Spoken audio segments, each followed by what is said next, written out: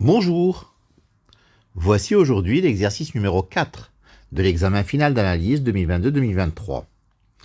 Il s'agit d'une fonction de deux variables, soit f la fonction définie sur R2 par f de xy égale 3x carré moins 4xy plus y cube plus y carré.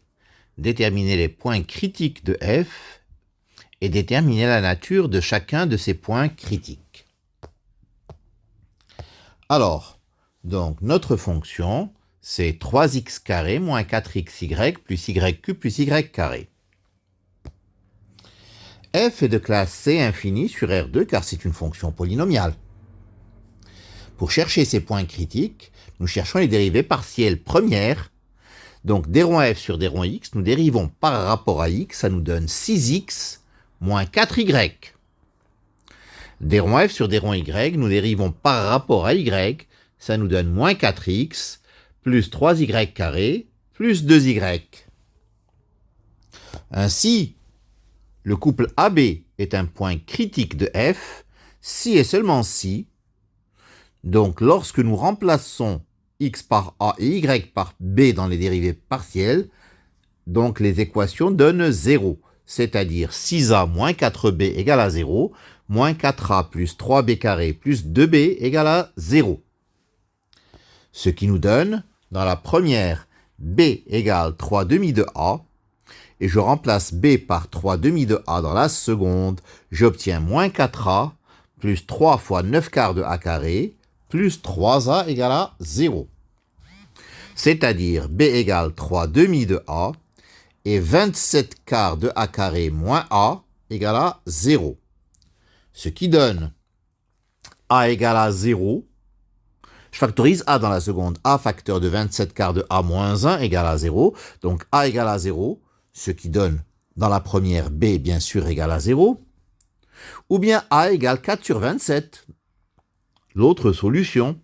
Et je remplace a par 4 sur 27 dans la première et j'obtiens b égale 2 neuvièmes. Ainsi, nous avons deux points critiques. Le point A, 0, 0, l'origine du repère, et le point B, 4 27e, 2 neuvièmes. La nature. Pour chercher la nature de chacun de ces points critiques, nous allons chercher les dérivées partielles secondes pour former les matrices hessiennes. Alors, d2f sur dx carré, puisque d rond f sur d rond x c'était 6x moins 4y, d2f sur dx carré vaut 6. d2f sur dx dy, donc je dérive d rond f sur d rond x par rapport à y.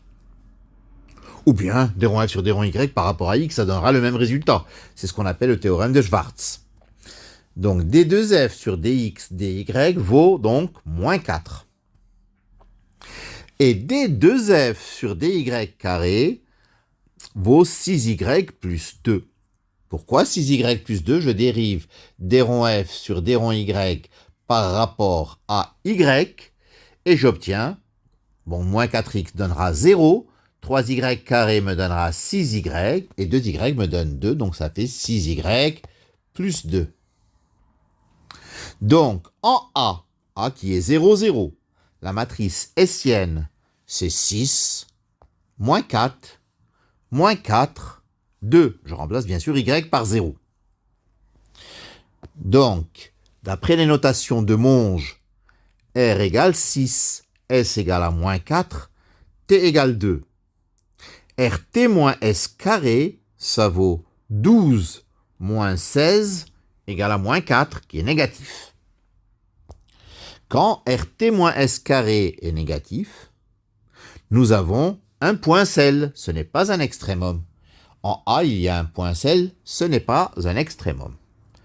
En B, la matrice hessienne, 6 moins 4, et puis 2y plus 2, je remplace bien sûr y par y, c'était donc 2 neuvièmes, donc 6y plus 2, c'est 6 fois 2 neuvièmes plus 2, ça fait 12 neuvièmes, c'est-à-dire 4 tiers plus 2 qui est 6 tiers, ça fait 10 tiers.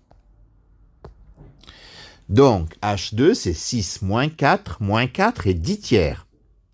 R est égal à 6 S est égal à moins 4 et T égale à 10 tiers.